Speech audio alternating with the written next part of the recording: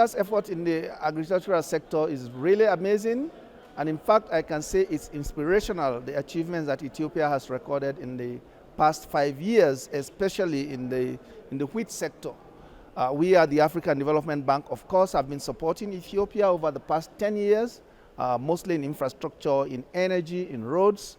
We have been in agriculture, but we have been focused more on drought resilience and sustainable livelihoods. We've been in the agro-industrial parks, but since 2018, we have partnered with the Ethiopian Ministry of Agriculture and various stakeholders to develop the wheat value chain, and the results that we see today are really amazing.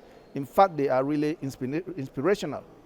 And they actually are coming in at a time when the continent really needs to be self-sufficient in food, given the huge potential that we have, and knowing very well that that potential must be realized to transform the lives of our people.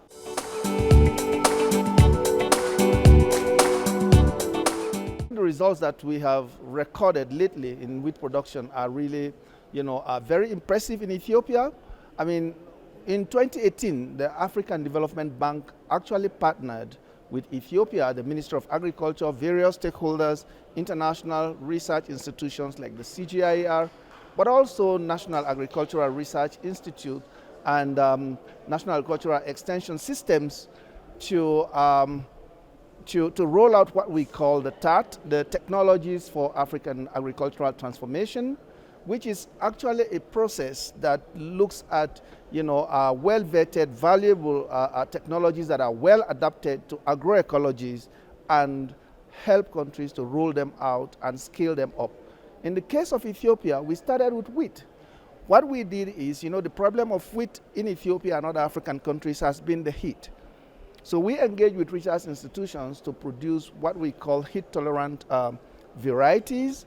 And for a start, to kick off the process, we did 60,000 hectares, 60,000 tons of heat-tolerant varieties, and actually created the support system to scale that up. That is what the government has run with.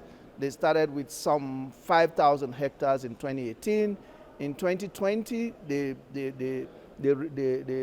revamped that to something like 187,000 hectares. And then that went to 650 in 2021. Come on, and today we have something like 1.3 million hectares of irrigated wheat. This is inspirational, and this is exemplary. This needs to be replicated on the continent.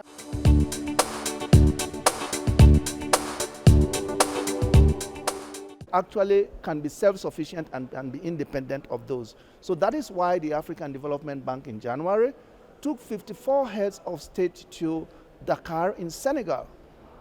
All of those countries signed what we call National Food Self-Sufficiency and Delivery Compacts.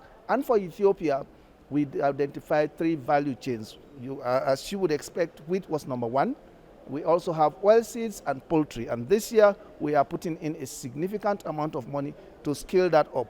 Of course, the rain-fed wheat production is also on over 2.1 million hectares. We want to intensify. We want their yields to grow. But we also want to expand, the irrigated wheat production. And in doing that, of course, soil health issues, soil fertility management issues feature very big time in the activities. And as such, we are also setting aside a significant amount of resources for those activities. We intend to put in some $52 million.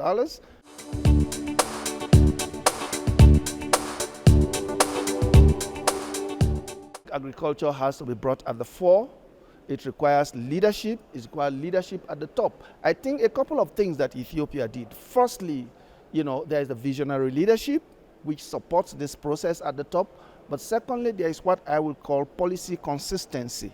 We had GTP1, GTP2, and now we're in the whole group economic reform program. But in all of these programs, agriculture has always been at the fore, and the support systems have always been created, and the partnership with the African Development Bank, World Bank, and others has always been consistent to ensure that we do not only bring in money, but also technical assistance and capacity building and advisory services that will, ensure that countries realize their vision, especially with regards to agriculture.